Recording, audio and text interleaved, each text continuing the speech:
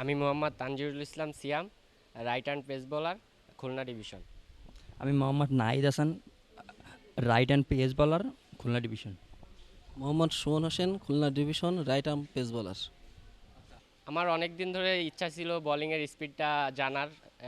এই 25 বছর test cricket উপলক্ষে বিসিবির যে আয়োজনটা, এই আয়োজনের মাধ্যমে আমি বোলিংয়ের স্পিডটা জানতে পারছি, অনেক ভালো লাগছে।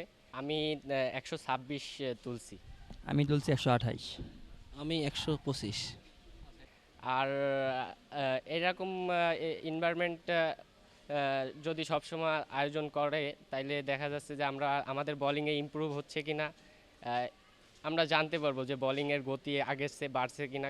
সেই জন্য এই ধন্যবাদ বিসিবিকে এরকম একটা সুন্দর এনভায়রনমেন্ট আমাদের আয়োজন করে দেওয়ার জন্য। আমার নাম হলো মিতু সাহা, আমি খুলনা ডিস্ট্রিক্ট আন্ডার 16 টিমের প্লেয়ার।